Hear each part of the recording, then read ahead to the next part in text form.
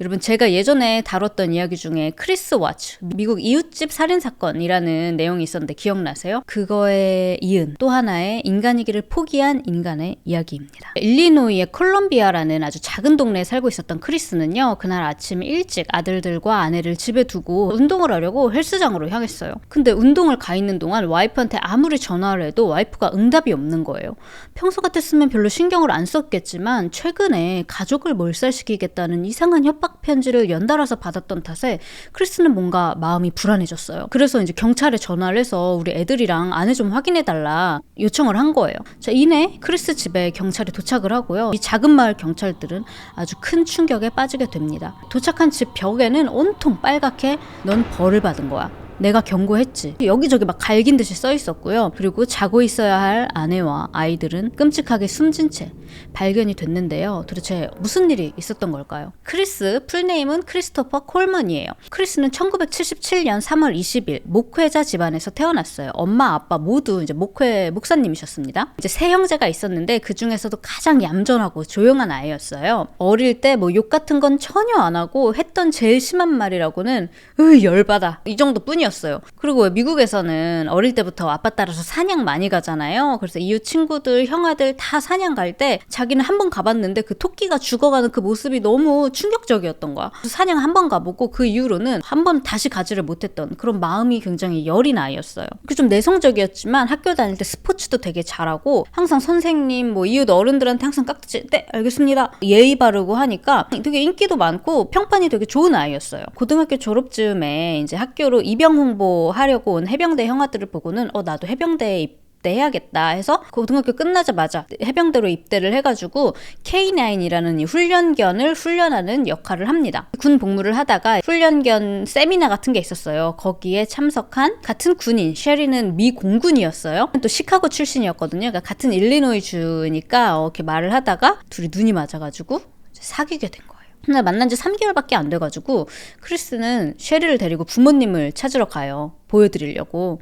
근데 막상 또 도착해서는 그냥 친구라고 소개를 했대요. 근데 이제 부모님 입장에서는 우리 아들이 뭐 여자친구라고 집에 데려온 적도 많이 없는데 되게 이례적인 일이니까 얘네 둘이 뭔가 썸씽이 있구나 라고 생각을 했는데 뭔가 이 셰리가 부모님은 마음에 들지 않았어요. 짧은 반바지를 입고 왔대요. 거기다가 뭐 문신도 있고 뭔가 우리 아들이 만날 만한 여자는 아니라고 부모님 입장으로 생각이 드는 거예요. 나중에 표현하기를 좀 뭔가 세속적으로 보이는 여자였다. 자기가 운전해서 셰리 시카고로 데려다주고 오겠다고 그러더니 애가 안 오는 거야 그날. 그래서 엄마 아빠가 이제 전화를 했어요. 야, 너 왜 안 오냐? 그랬더니 엄마 아빠 서프라이즈. 저 방금 시카고 가는 길에 셰리랑 혼인신고했어요. 저희 이제 부부예요. 짜잔 이러는 거야.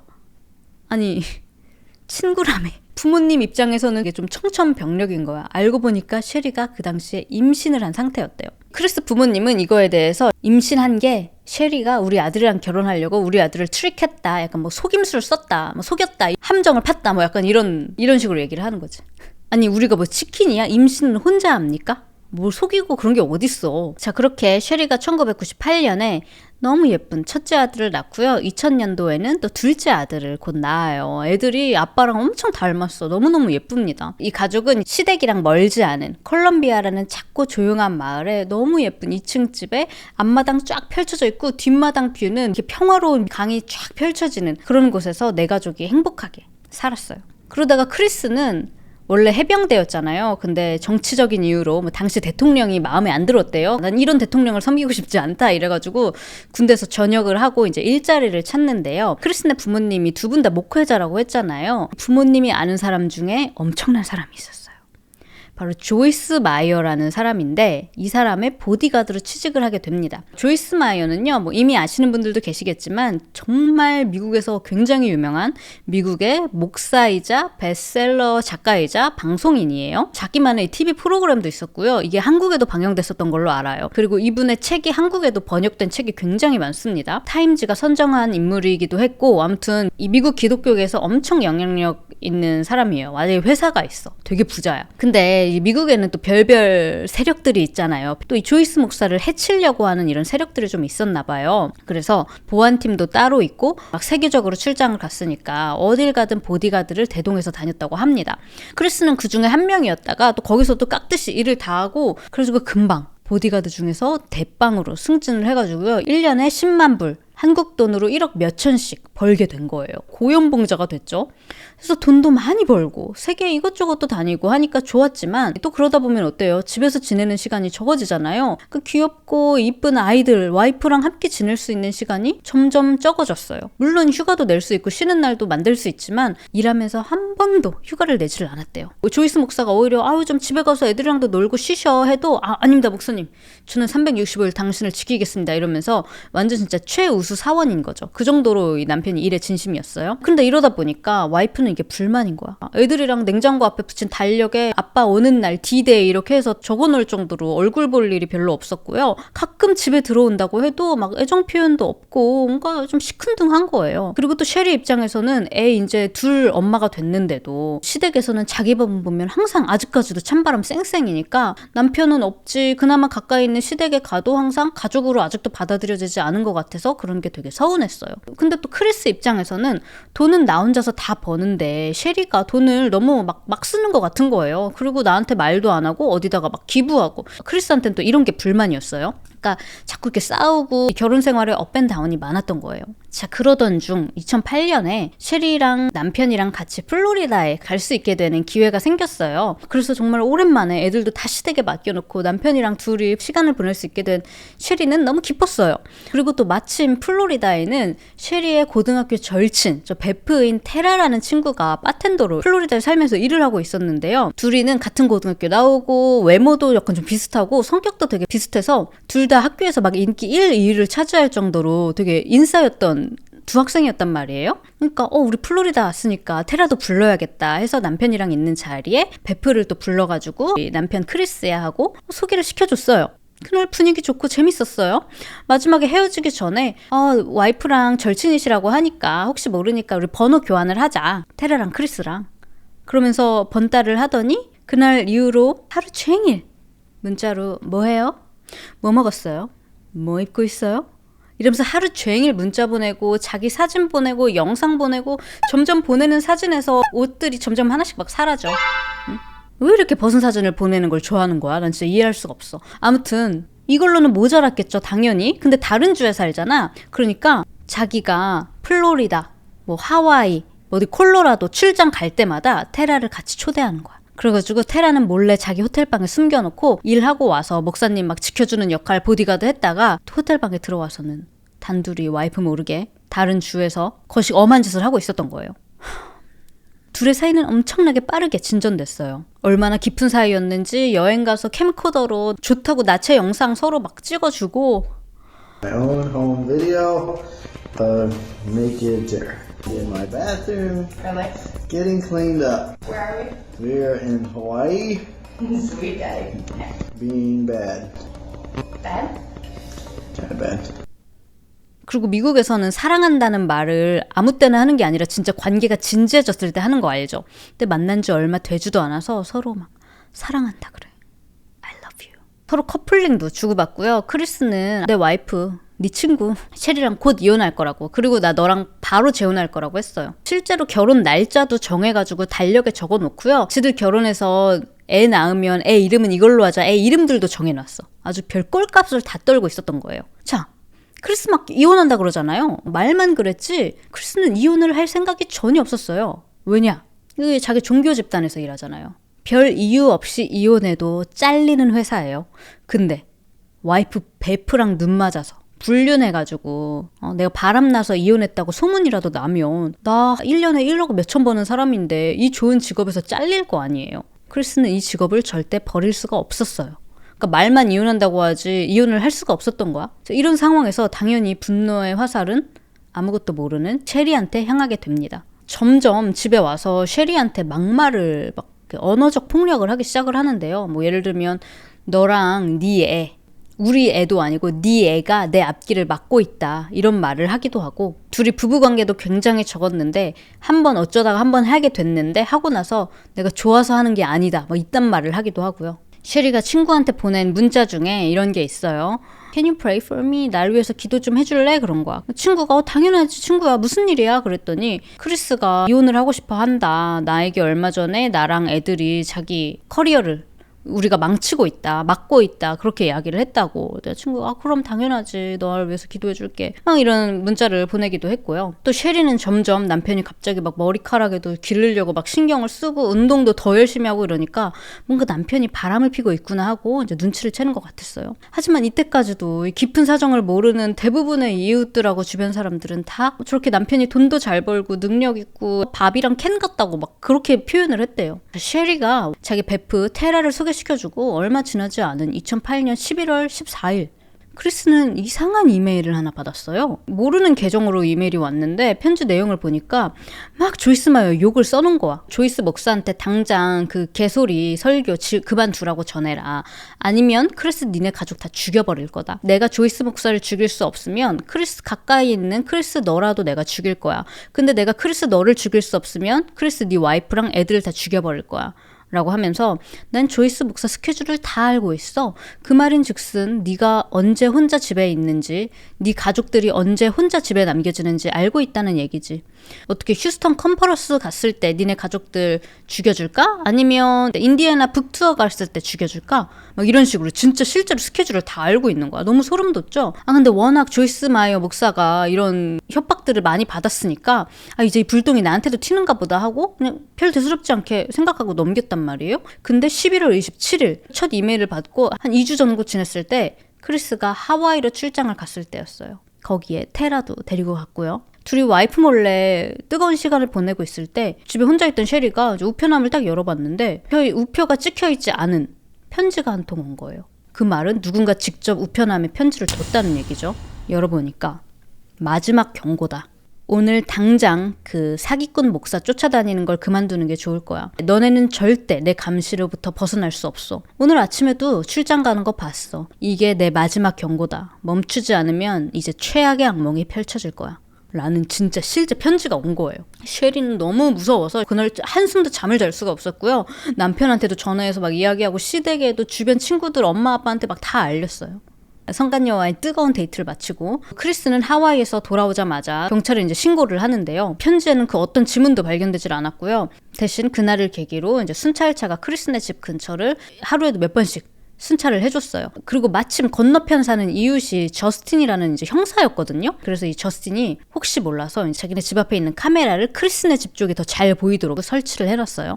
하지만 경찰도 수상한 사람을 보지 못했고 저스틴도 카메라를 확인을 해봐도 누군가 서성이거나 이런 사람은 한 명도 보지 못했어요. 자, 그러다가 이제 6개월 후인 2009년 5월 4일 그날 크리스는 조이스 목사한테 전화를 해가지고 오늘 몸이 너무 안 좋다. 오늘하고 내일 출근을 못할 것 같다고 그러는 거예요. 조이스 마이어는 이 얘기를 듣고 깜짝 놀랐어요. 거의 10년 동안 근무를 하면서 한 번도 그런 적이 없었던 사람이었잖아요. 그러니까 물론이죠. 몸 좋아질 때까지 얼마든지 쉬시라고 그랬어요. 그리고 다음 날 5월 5일 아프다던 크리스가 오전 5시 43분경 차를 가지고 이제 집을 나와서 헬스장으로 가는 모습이 앞집 사는 저스틴 카메라에 포착이 됩니다. 크리스는 집에 나와서 얼마 되지 않아서 헬스장 가는 길에 와이프한테 막 전화를 해요. 일어나라고 이제 모닝콜을 해주려고 했대요. 애들 깨우라고 이렇게 전화를 거는데 와이프가 전화를 안 받는 거야. 그래서 헬스장에서도 운동한 동안 계속 신경이 쓰니까 여러 번 중간중간 전화하고 문자를 계속 보내서 크리스가 일어났어? 답장해. 어제 피곤한 것 같더라. 나 유산소 한 5분 남았거든? 끝나는 대로 내가 집에 갈게, 알았지? 헬로, 일어났어? 계속 답이 없어요. 근데 보통 진짜 불안해서 문자까지 여러 번 보낼 정도면 아무리 헬장이라도 그냥 집으로 가지 않아요? 운동 그만하고? 집이랑 짐이랑 그렇게 먼 것도 아니야. 그리고 유산소 5분만 더 하고 집에 가겠다더니 15분을 더 하고 짐에서 나왔어요. 그리고 이제 집으로 가면서도 계속 와이프한테 전화를 하는데요. 한 집 도착하기 5분 정도 거리에서 저스틴 형사한테 전화를 해. 앞집 사는 형사. 형사님, 제가 5분 내로 집에 도착하는데 집에 가서 애들이랑 아내 좀 괜찮은지 확인 좀 해달라는 거야. 근데 이것도 이상하지 않아요? 어차피 운전해서 이제 5분이면 도착하는데 뭘 남한테 가서 그걸 봐달라고 부탁까지 해? 유산소 15분이나 더 하고 나온 사람이 뭐가 그렇게 급하다고? 근데 더 이상한 건 뭔지 아세요? 저스틴 씨한테 전화했을 때는 진짜 집에서 5분 거리였거든요? 근데 집 가는 고속도로 출구를 지나가지고 경찰서에 또 전화를 해. 그래서 자기네 집 좀 가달라고.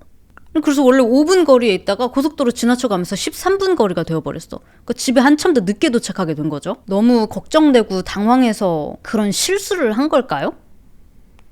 자, 한편 전화를 받은 앞집 형사는 안 그래도 계속 이웃이 이상한 편지 받고 해가지고 카메라까지 설치해놨던 사람이잖아요. 이거 뭔가 이상하다 해가지고 바로 수갑이랑 총이랑 챙겨가지고 쉘이랑 애들을 확인하러 이제 갔어요. 주변을 순찰하다가 신고받은 경찰도 금방 도착해가지고 이 둘이 곧바로 집으로 들어가자마자 코를 찌르는 냄새가 막 진동을 했어요. 이 두 경찰은 너무 놀래서 이게 진짜 무슨 공포영화 한 장면인가 했대요. 집안 곳곳 벽마다 다 빨강색 스프레이 페인트로 막 You've paid. I'm always watching. 너넨 마땅한 일을 당한 거다. 내가 계속 지켜볼 거야. 넌 벌 받은 거다. 막 이런 말들이 휘갈겨 있는 거야. 집안 곳곳에.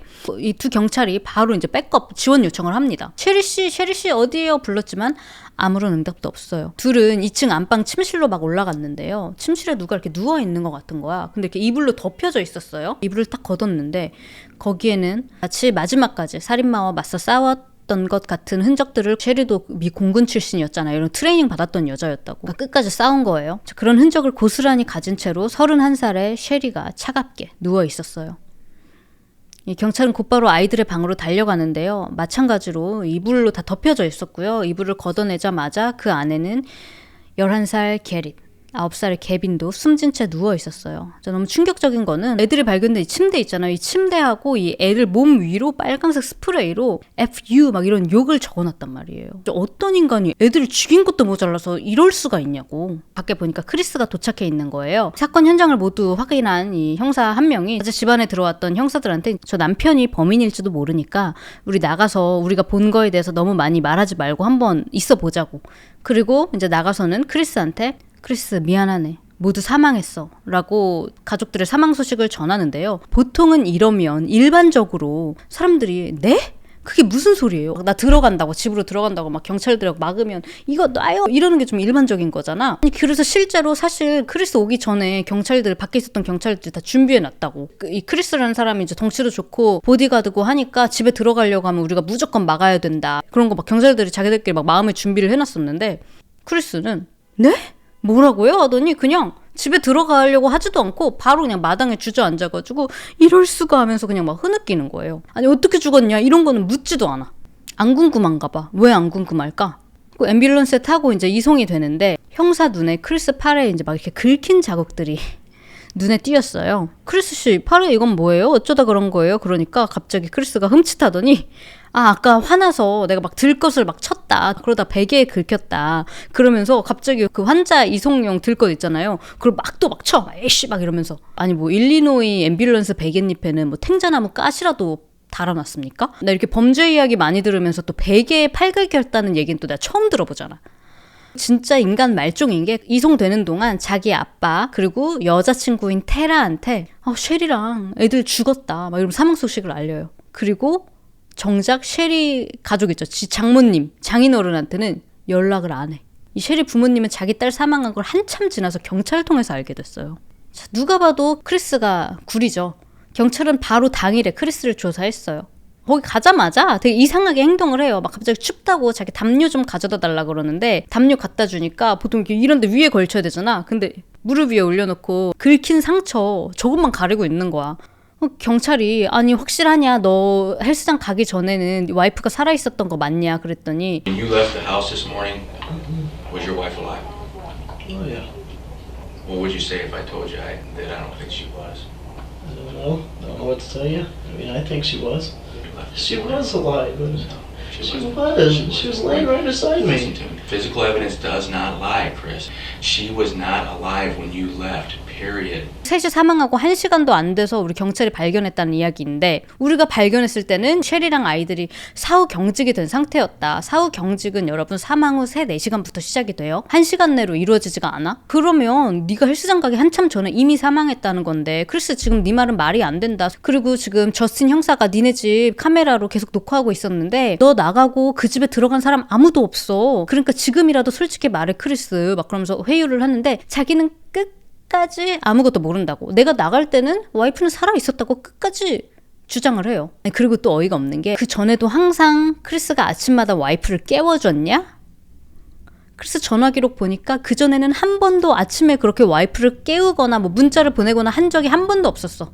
혹시 결혼 생활에 문제가 있거나 너 불륜 중이냐 물어보니까 자기는 그런 거 전혀 없다고 그렇게 말했어요. 하지만 같은 시간 플로리다 사는 상간녀 테라는 플로리다 경찰서에 소환이 돼가지고 질문에 답하고 있었거든요. 경찰이 당신 크리스랑 무슨 사이냐 그러니까 바로 말해. 저희 작년 11월 말 12월 초부터 사귀어가지고요. 지금 사귄 지 한 6달 정도 됐어요. 같이 여기저기 여행도 다니고 곧 이혼하기로 해서 내년에 우리 결혼하기로 결혼 날짜까지 잡아놨다. 이러고 있는데 크리스는 경찰이 우리가 플로리다에서 테라랑 인터뷰하고 있는데 그럼 테라는 누구냐 그랬더니 테라요? 걔 그냥 제 친구인데요? 셰리랑 혼인신고 하던 날에도 엄마 아빠한테 셰리 데리고 가서 그냥 친구라고 소개하지 않았어요?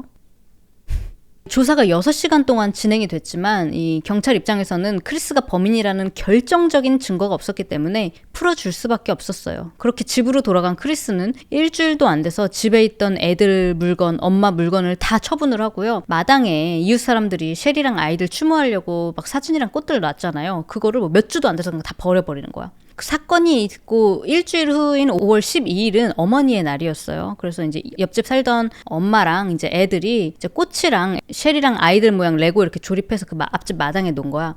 그거 보자마자 크리스가 바로 집어서 쓰레기통에 쳐넣었대. 자, 그동안 우리 동네 바비 켄 같은 커플이라고 생각했던 이 동네 사람들은 이런 크리스 행동을 보면서 역겨움을 느꼈다고 합니다. 크리스의 재판이 시작이 되는데요. 일단 부검 결과, 참고로 셰리와 아이들의 부검은 뉴욕에서 굉장히 유명한 이 박사가 진행을 했어요. 부검 결과 사망 추정 시간은 늦으면 새벽 3시 혹은 그 전이었을 거라고 했어요. 참고로 크리스가 나간 시간이 오전 5시 43분이었죠. 그러니까 이미 한참 전에 아이들과 와이프를 살해를 한 거예요. 자, 그리고 벽에 막 이렇게 스프레이 페인트가 막 칠해져 있었잖아요. 근데 3달 전 철물점에서 크리스가 칠해진 색이랑 똑같은 브랜드의 똑같은 색 이름이 캔디 애플 컬러였어요. 그 색의 페인트 스프레이를 한 병 구매한 것이 밝혀졌습니다. 그리고 그동안 받았던 이메일에서 그리고 벽에 써 있었던 이제 글자 중에서 계속 철자가 틀리는 단어가 하나 있었어요. 바로 opportunity.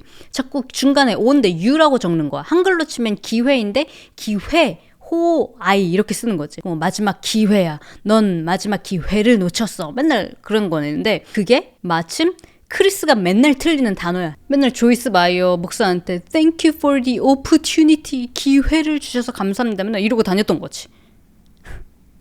그리고 이 사이버 수사대가 크리스가 받았던 모든 그 협박 메일 있잖아요. 이거를 추적을 해봤는데 이메일들이 다 어디서 발송이 됐냐? 크리스 노트북에서 발송이 됐네요. 심지어 그 협박 메일을 보낸 사람 이메일 비밀번호랑 크리스 원래 쓰는 구글 계정 비밀번호랑 똑같아. 여기에 크리스랑 변호사가 뭐라고 하냐면 그거 내가 보낸 거 절대 아니다. 아마도 그 살인마가 내가 없을 때 우리 집에 침입해서 내 노트북 해킹해서 내 노트북 몰래 로그인하고 내 구글 아이디 해킹해서 내 구글 아이디 비밀번호를 알아낸 다음에 똑같은 비밀번호로 가계정을 만든 다음에 자기 노트북으로 자기한테 이메일을 보낸 거다 라고 주장을 하는 거예요. 그리고 크리스가 굉장히 강력하게 주장했던 게 뭐냐면 그 협박 편지가 온 게 11월 초부터다. 근데 내가 테라랑 바람난 건 또 11월 중순 11월 말부터 아니냐. 내가 무슨 이유로 11월 초에 협박 메일 보내는 걸 시작했겠냐. 그러니까 내가 아니다라고 했단 말이에요. 그리고 테라도 법정에 왔어요. 커플링 곱게 끼고. 그리고 테라도 그랬잖아요. 저희 사귀기 시작한 게 11월 말 12월 초부터였다고. 근데 결정적으로 배심원들이 증거로 나온 이 사진들 있잖아요. 둘이 물고 빨고 이렇게 막 바람 폈다는 그 증거 사진들 이렇게 보다가 사진 중에 하나 누가 뒤에 적힌 날짜를 우연히 봤는데 그 날짜가 10월 21일이야. 그러니까 둘이 사귀기 시작했다고 말한 그 11월 중순 한 달 전부터 이미 뽀뽀하고 여행 다니고 했던 사이였다는 거죠. 이혼했다가 돈 잘 주는 직장에서 잘릴까봐 이혼 대신 살인을 선택한 이 비겁하고 끔찍한 크리스에게 판사는 가석방 없는 3번의 종신형을 선고합니다. 이 재판이 있기 진짜 바로 직전에 일리노이 주지사가 사형 금지하는 법안에 사인을 했거든요. 이거 아니었으면 크리스는 아마 사형 선고 받았을 거예요. 근데 하필 운 좋게도 종신형, 3번의 종신형을 선고받게 됩니다. 한편 크리스의 부모님은 끝까지 아들의 무죄를 주장을 했는데요. 아니 지금까지도 주장을 하고 있습니다. 어릴 때 토끼 죽는 것도 못 보던 마음 약한 우리 아들이 그럴 리가 없다고. 심지어 크리스가 바람이 난 것도 셰리 때문이라고. 그러게 우리 아들 밖에 나가서 그렇게 고생하는데 뭐 좋은 소리는 안 해주고 애정 표현 안 해준다고 불평이나 하니까 우리 아들이 바람난 게 아니냐 그러고 있어요. 진심으로. 그럼 셰리가 나쁜 와이프여서 이런 일이 생긴 거냐는 말이냐라는 질문에는 답을 하지 않았고요. 며느리와 손주들 죽음에 대해서 어떻게 생각하시냐는 말에는 할 말이 없다고 그랬어요. 그리고 사람들이 우리 아들이 상간녀 때문에 와이프를 죽인 거라고 말하는데 그럴 리가 없다. 셰라 걔는 단지 그 셰리가 우리 아들 잘 못 챙겨줄 때 하필 그냥 그때 딱 만나서 그냥 어떻게 마음이 가게 된 그 정도의 사이일 뿐이라고 그렇게 얘기하는 거야. 왜 테라도 별로 마음에 안 들었나 보지? 그러면서 크리스 아빠가 하는 말이 왜 남자들에게 다 그런 욕망이 있지 않냐. 존중받고 싶은 욕망. 이거 세상 모든 남자들한테 다 적용되는 얘기다. 그러면서 와이프가 집에서 남편을 존중해주지 않으면 남자는 딴 데 가서 존중해주는 사람을 찾기 마련이라고. 아니 이거 지금 지 새끼하고 와이프 죽인 지 아들놈 바람핀 거 옹호하는 발언밖에 더 됩니까? 아니 그리고 존중받을 짓을 해야 존중을 해주지. 인간이 인간답지 못한데 돈만 벌어오면 뭐 존중을 해줘야 됩니까? 지 자식들 자기 손으로 목 졸라서 죽인 다음에 그 위에 시뻘건 스프레이로 FU 욕 써놓는 그런 놈이 집에서 어땠겠냐고. 그런 놈한테 존중 이런 단어를 아무리 아빠라지만 그 언급하는 것 자체가 이 상황에서 난 진짜 어처구니가 없고 콩 심은 데 콩 나고 팥 심은 데 팥 난다는 얘기가 이럴 때 쓰는 얘기인가 싶더라고요. 이 아저씨 크리스의 아빠 이 사람은 2020년 6월에 사망했습니다. 자 그리고 크리스는 아직도 자신의 무죄를 주장하면서 그 10월에 찍힌 사진 그거 증거로 채택되면 안 됐었다. 그거 좀 잘못된 것 같다 이러면서 항소까지 요청했지만 거절된 상태입니다. 소름 돋는 게 그날 저녁에 집에 있는 그 CCTV 카메라 보면은 아빠가 그 아들 둘 놀아줘요. 그 뒷마당에서 애들이랑 공 갖고 막 이렇게 놀아준다고 아무렇지도 않게. 그러고 나서 몇 시간 후에 애들 자고 있을 때 와이프 죽이고 애들 그렇게 만든 거겠죠. 보통 이 사건을 이렇게 소개하더라고요. 크리스 와츠 이전에 크리스 콜먼이라는 인간이 있었다 이러는데 크리스도 상간녀한테 눈 멀어가지고 자기 와이프랑 딸들한테 그랬잖아요. 진짜 이게 인간이길 포기한 인간들이 아닌가라는 생각이 드는 또 사건이었습니다. 세상 세기말 사랑처럼 그러더니 정작 일 잘리고 재산 분할해야 되고 양육비 부담하고 이거는 못하겠나 보지? 정말 너무 겁쟁이 같네요. 오늘 제가 준비한 미국 사건 영상은 여기까지고요. 그럼 우리는 다음번에 만나도록 합시다. 감사합니다.